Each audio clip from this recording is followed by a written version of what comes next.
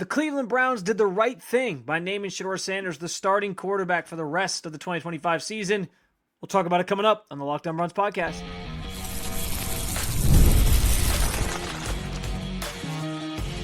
You are Locked On Browns, your daily Cleveland Browns podcast. Part of the Locked On Podcast Network, your team every day. What's up, Dog Pound? I'm Spencer Sherman, your host of the Locked On Browns podcast, and proudly covering your Cleveland Browns each and every single day in the land and on the road. Shedeur Sanders will be starting at quarterback for the rest of the season and has a real chance to convince Cleveland not to draft a quarterback in 2026. Anyone trying to downplay his performance yesterday, by the way, is simply a hater. And after yesterday's loss, I don't know how anyone survives this. But then again, all that and more coming your way. I do want to thank you for being here every day with the Locked On Browns podcast, making us your first listen every day, part of the Locked On Podcast Network, which is now the #1 sports podcast network. Remember, you can find Cleveland Browns content with Locked On Browns every week, Monday through Friday, guaranteed. And today's episode is brought to you by FanDuel. Right now, new customers can bet just $5, and if your bet wins, you'll get $300 in bonus bets to use across the app. And we've talked a ton post-game on Sunday about Shedeur's performance against the Tennessee Titans, the sheer brilliance of it in certain areas, certainly some mistakes and some things that he has to clean up, and he alluded to that after the game. But to throw for 364 yards, 3 touchdowns, score 4 touchdowns total, you saw some real promise and some real development and some real poise there from the quarterback, who, by the way, threw an interception that almost cost your team, and he was able to basically erase it. When was the last time we felt like a Browns quarterback could erase a big mistake like that, pick up the slack for a bad defensive day, and give your offense and this team a chance to win? It's been a while, and he did all that and more on Sunday to prompt Kevin Stefanski on Monday to name him officially the starting quarterback for the Cleveland Browns for the remainder of the 2025 season. This is the outcome that always made the most sense. This is the outcome that I was hoping we would get, that we would get a chance to see Shedeur Sanders for the remainder of the season. He'd get his stretch of games to sort of see what he can do. Dylan got 5.5 games. Shedeur is at 3.5 games right now. So at least giving him as many as Dylan was always at the forefront of my mind. But now, barring injury, which obviously we hope nobody gets hurt, he will get a chance to finish out the season and make quite a statement about the state of the Browns quarterback room if he plays well. And honestly, there could be some jobs saved there as well. I want to get to those pieces here in a second. But I think first and foremost, what this means from just a quarterback room standpoint is there's no more of this, trying to put Dylan out there and see what he brings to the table as a rookie. They've got their sample size with him, and they feel like the offense is better functionally. And it is. It's noticeable on the tape when you're watching those games in real time how much better the offense is when Shedeur Sanders is operating it. And he's making throws, as I said in the post-game show on Sunday, that these other quarterbacks, Flacco, Dylan, when he was out there, simply were not making, or certainly were not able to make. And that's notable. So that's the first thing. But it also puts to bed the notion that Deshaun Watson's going to probably get a chance to play this season. Now, I know there's been some reports on that anyway. It sounds like he's going to be back in 2026 on the roster because of the financial implications of his deal. So that's just going to sort of be what it's going to be, I suppose. But in the grand scheme of things, it's good news on the front of you don't have to worry about Deshaun this year, the rest of the way. And there's none of this like trying to pigeonhole or finagle him in there to see, hey, can he play at the end of the season? Can we get his feet back underneath him? That's going to be a 2026 problem, essentially. Again, assuming he's going to be back, which has been reported, that's going to be a 2026 problem. We don't have to think about that. We don't have to have that conversation anymore, which for me is a breath of fresh air because I hate having that conversation. I know many fans like yourself are sort of sick of having that conversation as well and having to think about Deshaun Watson being part of this team and potentially playing again. But on the big picture part of this, the down the line part of this that's notable as far as Shedeur Sanders is concerned, is that this is his chance to as I talked about last week, make the Browns put the Browns in a tough spot. Make the Browns have to think long and hard about what they're going to do at the quarterback position. Because I think even as recently as a couple weeks ago, the consensus still was they're going to draft a quarterback in this class. They're right now destined to be at the top of the draft board. The loss yesterday is going to help those efforts. Titans still, or actually, I think the Raiders actually move up to the number 1 pick. The Titans are second because they still have 2 losses. And the Browns slot in as the 3rd pick as things stand right now, potentially. So they're still going to be in that top, as things stand right now, they're in the top 3. They're going to be at the top of that board. They're going to be in striking distance if they want to try to make a trade up to get a quarterback, where they maybe can, depending on how that falls. And if the Titans end up with the number 1 pick and they already have their quarterback in Cam Ward, how that all shakes out, we'll have to sort of see and see what that kind of looks like. But in the grand scheme of things, they're going to be in position to maybe draft a quarterback. That much is true. And Shedeur's job, as he now gets he now knows the stability of it all, that he will get the rest of the season to use as his resume, to use as his runway to showcase what he can do.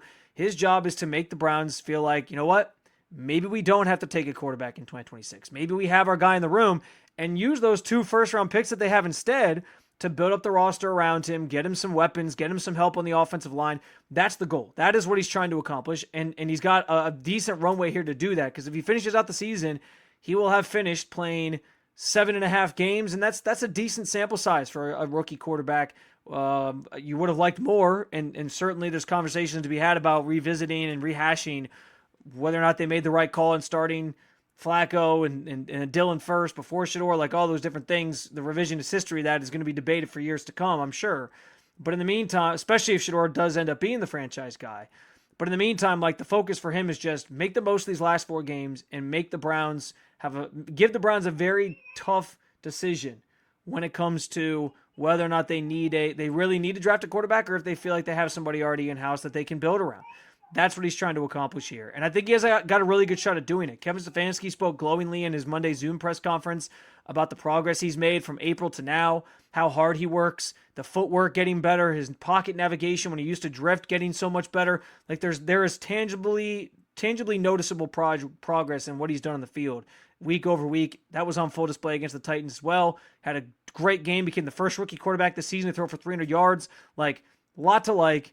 It's building blocks to continue building upon to get to the end of the season and prove that he is, as he said before his start with the Raiders, his first start, the guy that everyone's been waiting for.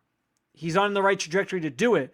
He's got 4 more games to sort of prove it. And I'm glad that he now gets the clarity and understanding that, like, this is his runway the rest of the way to do that exact thing. Now, the other part of this is, I think right now, we're going to talk about this later in the show, there's a pretty good chance that everyone's getting fired. You lose that game yesterday, it feels like the end is kind of near for this group. There's a couple of other reasons why maybe they don't do that, and I'm going to talk about just kind of the wishy-washiness I have in this topic in general, because Jimmy Haslam's such a wild card. But I think in general, if Shedeur Sanders plays well down the stretch here, and maybe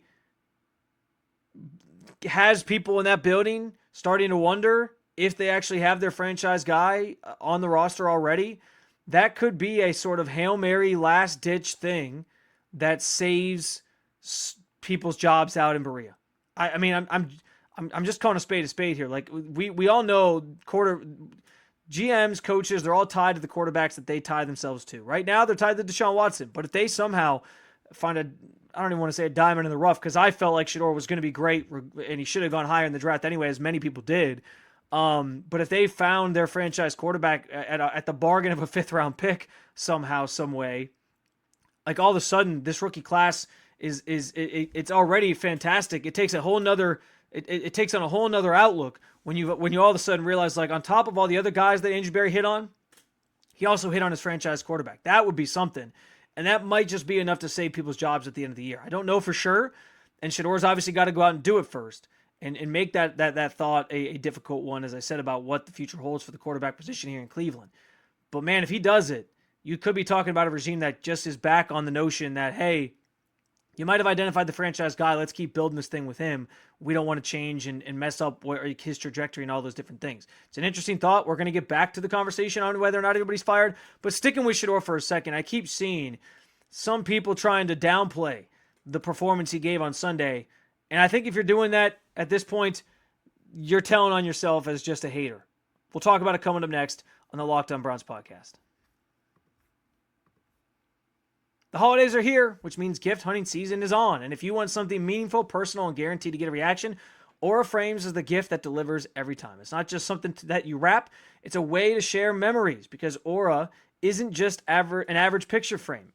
You can preload the frame with photos before gifting it, so when you plug it in, the memories are already there. No apps to figure out, no setup headaches, just instant smiles. We actually got my mom an Aura frame for Christmas a couple years ago. It's one of her favorite gifts that she's ever received. She loves the pictures, and with 4 grandkids to account for between my son, my siblings' kids, we all upload pictures instantly from anywhere so that she doesn't feel like she misses a single moment of their lives. You can also upload 30-second videos from the Aura app. It's a holiday gift that actually gets used, not forgotten in a drawer. And for a limited time, you can save on the perfect gift by visiting auraframes.com to get $35 off their best-selling Carver matte frames named #1 by Wirecutter using promo code LOCKEDON at checkout. That's auraframes.com, promo code Locked On. The deal is exclusive to listeners, and frames sell out fast. So order yours now to get it in time for the holidays. Support the show by mentioning us at checkout as well. Terms and conditions apply.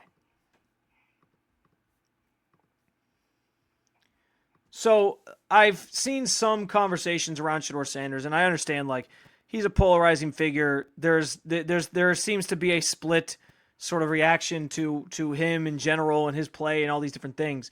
But a couple weeks ago, I mentioned, like, if Shedeur plays well and proves that he can be maybe the guy for the future for this team, I would hope that true Browns fans would just rally around that thought, rally around the idea that this guy is your franchise quarterback and he's playing well, that it doesn't matter who he is, who his dad is, how you feel about him, how you felt about him in the draft process. It doesn't matter about being right in your evaluation of him and how you felt about him, which I honestly think is one of the biggest things that people are using against Shedeur right now, is that they just kind of hate on him because they felt a certain way about him coming out and they want to look right in the end. If you're a Browns fan, like, that doesn't matter anymore. Like, it doesn't matter if you're right about the draft evaluation or how you felt about him or that he shouldn't have gone in the first round. None of that matters anymore. It doesn't matter to Shedeur. He's just trying to make the most of his opportunity. It shouldn't matter to the fans. If he ends up being the franchise quarterback, that's all that matters here. And so I've been, as I've tweeted stuff about Shedeur and done some stories about Shedeur and talked about Shedeur on this show, I've seen in the comments sections. I jumped in YouTube here at Locked On Browns and was reading through some of the comments this morning after my post-game show from Sunday, and I see some people throwing out, like, do you realize he did this against the Titans? And, you know, do you realize his best 2 games came against the 2 teams that are currently the in line to be the #1 and #2 draft picks in the NFL draft next year? And I hear you on that. Okay? I understand what you're saying when you point to he's doing it against the worst teams in the league. But can I remind you, though, that the 2 worst teams in the league are still NFL teams. There's still NFL players on those rosters. They're still the best of the best. Like, he's still a raw rookie quarterback who's learning on the fly and is coming in. And for him to put up those numbers against, 2 bad defenses, sure, but still NFL level defenses and perform at a high level, that says something. Like, go peep some of the other quarterbacks that have played against the Tennessee Titans this year. Matthew Stafford, I think, kind of had, just like, and for the season Matthew Stafford's having, especially, he had a pretty, I think, like, ho-hum game overall against the Titans this season, where he put up 298 yards, 2 touchdowns, and an interception. Like, yeah, that's fine. That's good. 298 yards, almost 300 yards. That's a solid performance. But, like, Shedeur put up more numbers than Matthew Stafford did. Better numbers than Matthew Stafford did, other than completion percentage. Like, you can nitpick and point to certain things, and you can call out certain things, and you can say it was only against this team or it was only against that team. All you want, all the live long day. If you're doing that, though, and at this point we're deep enough into the Shedeur Sanders starting experience that I would hope that people would mostly have just embraced him by now and given him a chance. If you're just doing that for the bit, or you're just doing that to look right, or you're just doing that for whatever reason, like, I think it's time to give it up. And frankly, you're essentially letting everybody know that you're just a hater. If all you do each and every single week when Shedeur Sanders is out there playing is point to, well, he's playing this team, or this guy's not very good, or he didn't do that one thing right, or those 2 things right, or I get it, like the interception that he threw on against the Titans was bad. It almost became the thing that cost the Browns the game, because after that play, the Titans scored 17 points in their next 4 series to balloon the lead and make it look like they were going to win that thing. But what was beautiful about it, as I said, was that he dug himself out of that mistake. He made it feel less ominous and less of a detriment to the team because he found a way to recover. That's the mark of a good quarterback. It's like you forget about the mistakes, you move forward, you're able to still progress, you're still able to give your team a chance to win. He did that on Sunday. I don't care who it was against. These are NFL teams that he's playing against, and he gave you a performance that was very much worthy of all the recognition that he's receiving this week and worthy of being named the starter for the rest of the season. I don't know what else he has to do, and I guess on some level, like, some people are just never going to be happy. Some people are just always going to hate on him because they maybe don't like his fan base, or they don't like the quote unquote arrogance that he gives or the aura that he has. And I've said it from the beginning. Go back and listen to my shows from February, from the Combine even, where I talk about Shedeur and the way he approaches things and sort of his moxie and his attitude and his persona and the way he talks. And to me, it never came off as arrogance. It always came off as just a supreme confidence in himself. And think about like his background. He grew up as the son of Deion Sanders. Like, of course he's going to have confidence. Of course he's going to think he's great. Of course he's going to think that before that Raiders start that he's the guy that Browns fans and the Browns organization has been waiting for. That's how he moves. And I think that's a quality that you want in your franchise quarterback. You want somebody who believes that he can be the guy, that believes he's cut out for this, that believes he can, that can handle that mantle, frankly, because there's a lot of pressure that comes with that. And every step of the way, I think Shedeur has proven he can. And it's now just about like translating it to the field, which is coming along day by day, week by week, game by game, that he's just getting better and better. And that culminated in what we saw against the Titans. Now the schedule gets harder from here. You know, there's no more cakewalk games, I would say, the rest of the way. The Bears are one of the better teams in the NFC in general. They were just leading the NFC up until their loss to the Packers this week. And their defense is really, really good. That's going to be a challenge for him. He's going to have to see how he navigates that. Then you get the Bills after that. Bills have a banged-up defense. It's kind of hit or miss at times. They give up a lot of points. It might be a chance to sort of go toe-to-toe with Josh Allen and see how you handle the pressures of that. You get a Steelers team that's always a physical and tough matchup. They come to your building. We always say, any quarterback that comes to Cleveland is judged on how they play against the Pittsburgh Steelers and if they beat the Pittsburgh Steelers. Jameis Winston talked about that a ton last year in his sort of 1 year here with the Browns. So, like, and then you get the Bengals at the end of the year, which maybe feels like the most winnable game, but it's another matchup against a premier quarterback in Joe Burrow that you're going to get to measure him against. Like, there's a lot to like about the schedule ahead. It's going to be more challenging from here, and I love this decision to stick with him as the starter because we get a chance to really see what he can do, what he brings to the table, and how he's going to respond to certain situations and certain matchups and certain things that he's going to see as the tape on him gets dissected and he can start dissecting tape on more and more teams. It's what you want. It should be what you want. And I can't stand here and just like downplay every little thing because, well, he made that mistake or he did that. Like, guys, quarterbacks throw interceptions, okay? Quarterbacks, especially rookies, aren't complete products yet. They're going to sometimes run into sacks or make or have some mistakes that are blunders. But the general consensus from Shedeur's play to this point has been that the offense looks better with him. He's making throws that the other quarterbacks weren't even attempting, and they seem to have some promise and there's capabilities of doing more and scoring more with this Browns offense right now than anything that we saw previously with any of the other quarterbacks that started. I mean, think about this. In the 3 games that Shedeur Sanders has played, or started, I should say, because he obviously played in the Ravens game and that one didn't go well. You lose that game. But in the 3 games that Shedeur Sanders has started, the Browns have scored 24, 26, and 31 points. And if you add that up and you do the average on it, that's 27 points on average that they are. I'm sorry. I threw the 49ers score in there over the Browns score. 24, 31, and 8 is what I meant to say. And if you add that up, it's 21 points on average over the last 3 games, which is higher than any point in the season than the Browns have scored over like a 3-game stretch this year. Like, that's pretty telling. That's pretty remarkable. Like, that means something. The offense just is playing better with him under center than it has all season. And if you can't see that and you can't see the forest through the trees, I don't know what to tell you other than you probably sound like a hater if you're just nitpicking every little thing. That performance on Sunday, was it perfect? No. Was the completion percentage great? No. Like, those are things he's going to have to work on. He's going to have to get better. Guys catching passes, there's been drops throughout some of these games as well. That'll help those causes too.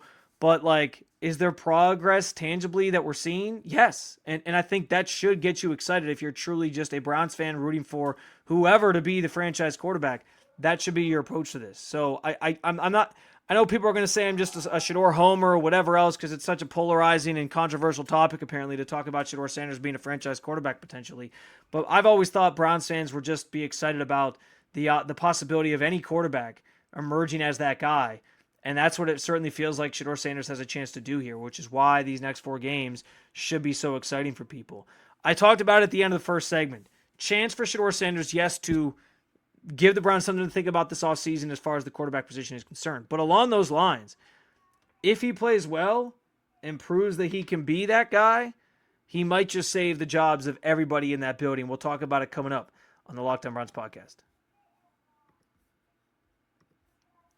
The World Cup is coming back to North America for the first time since 1994. And with 48 teams, for the first time ever, it's going to be massive. But let's be honest, getting tickets is usually the hardest part. That's where the Gametime app is clutch, finally giving fans the real advantage when it comes to snagging seats. With Gametime, you can track price drops in real time, get alerts when seats open, and buy tickets the moment they hit the app. Plus, it puts the power back in your hands and makes going to the World Cup next year realistic instead of an impossibility. The seat viewfinder is a game changer. You can literally see what the pitch would look like from where you're trying to sit. Prices include fees up front, which I love, so there's no last second surprises when you go to check out. Take the guesswork out of buying World Cup tickets. And every match, every concert, every event with Gametime. Download the Gametime app, create an account, and use code LOCKEDONNFL for $20 off your first purchase. Terms apply. Again, download the app, make an account, use code LOCKEDONNFL for $20 off. Swipe tag ticket. Go Gametime today. NFL Sundays move fast, one big play, and suddenly everything feels different. That's what makes live betting with FanDuel so exciting. You're not just watching the game, you're reacting to it in real time. With FanDuel, you can place bets as the action unfolds, every drive, every momentum swing, every highlight moment.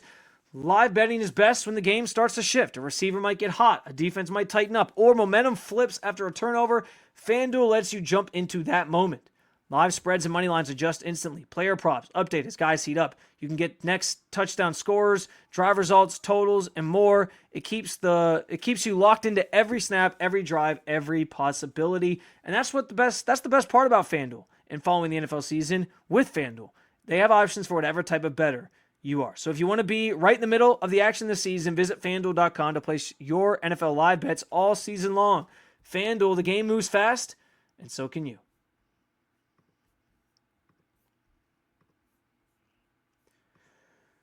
So I was left Sunday leaving the stadium, with a sense of this, just overcome with this sense that nobody could possibly be safe within this organization with how this season has played out, and that loss on Sunday was as egregious as it gets. I mean, I was on this podcast, admittedly wrong, touting that I didn't see a path for the Titans to win.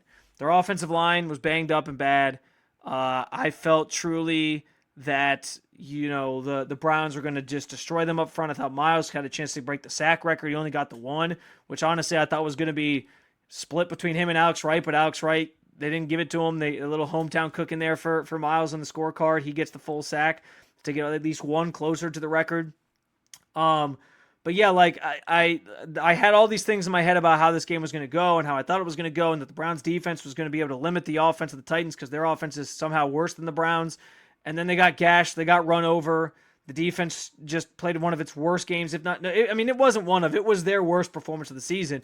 And when that happens, all bets are off. You can lose. And I didn't expect it to become a shootout the way that it did, which honestly was what made it more exciting. But in the end, Titans come out on top, and you lose that game. Like, there were certain games throughout this season that I pointed to and said, you can't lose that one. The Dolphins game was won. Well, the Browns won the Dolphins game. The Raiders game was won. The Browns won the Raiders game. The Jets game was won. They lost that one, and I was like, there's no way they're losing this game. And I thought the only way they would lose is if a similar thing that happened in the Jets game happened in this game. Well, you did have some special teams blunders that cost you. The blocked punt, the kickoff return on the opening drive of the game that got the ball basically to the 50 so that the Titans could score for the first time this season on their opening drive. That wasn't great. So special teams did have a factor, but it was other things as well. The couple turnovers that hurt you. The Dylan Sampson fumble was one of them. Like, there was a number of things that obviously affected the outcome of this game. And that's the difference between winning and losing, right? The Browns obviously fell short in this one.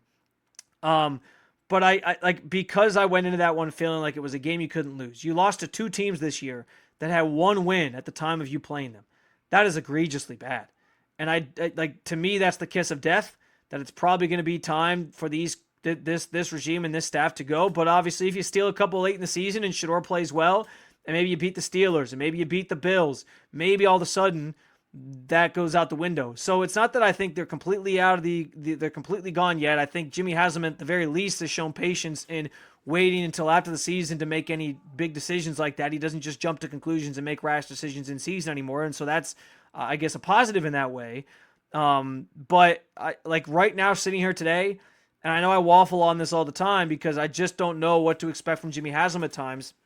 And as much as I could see him firing these guys, I also could see him leaning into, well, I trust them, and we knew this year was going to be a down year, and I want to see what Shedeur Sanders has at the end of the year if he plays well, and can maybe, make it seem like, or make us believe we have our franchise quarterback, all those different things. There's a lot that can sort of still happen in that regard that maybe convinces him otherwise, and it's the fact that publicly he has said, he trusts these guys. He's standing by them. He still has faith in them and all that. He also, though, said during training camp when he spoke that they have to win more than 3 games this year. Right now, they're sitting at 3.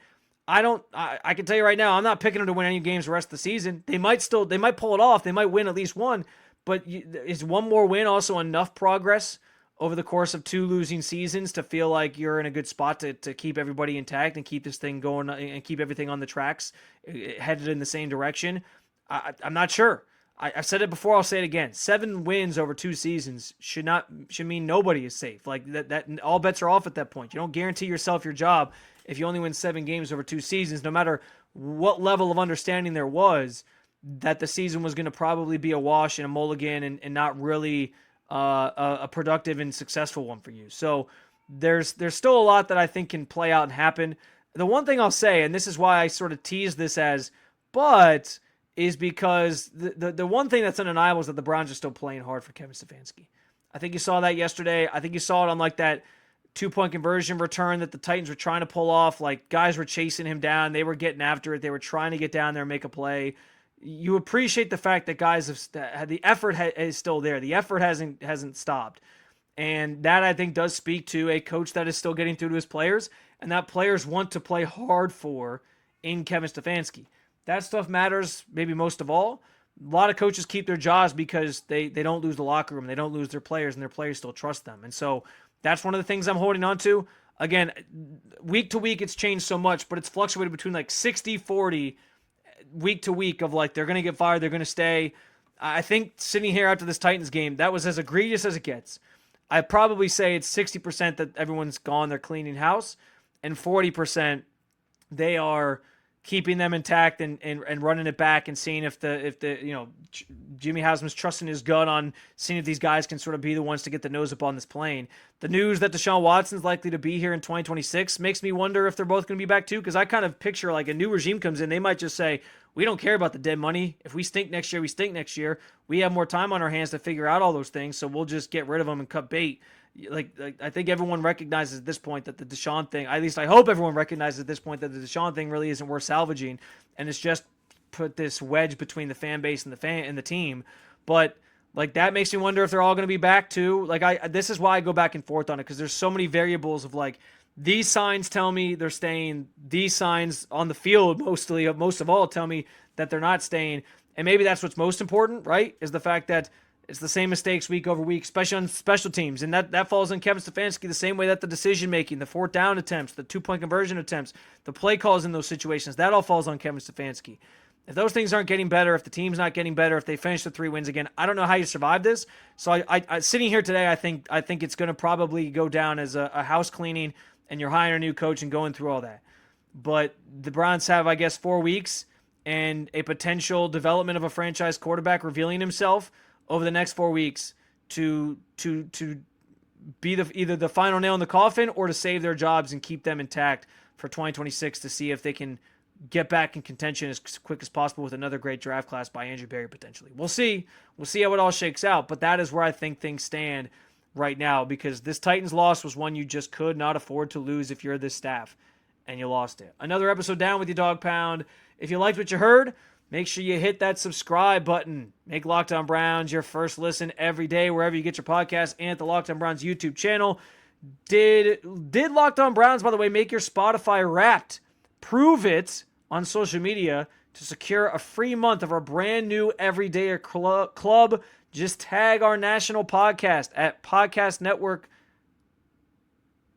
Just tag our national Locked On Podcast Network account on any social platform, and we'll drop you a code. Be one of the first to join the Everydayer Club to get your favorite show ad-free and exclusive access to members-only Discord channel.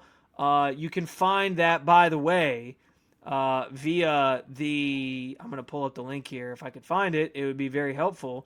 LockedOnBrowns.supercast.com is where you can join the Locked On Browns Everydayer Club. It's our new feature where we're trying to add even more content for you, for some of you hard-nosed listeners and subscribers who really want to, be part of this thing even deeper and get more stuff from the channel and the platform. We appreciate you doing that. For those of you on video, we'll send you a first ever 24/7 National NBA YouTube channel. On audio, make sure that we're your second listen for Locked On NFL.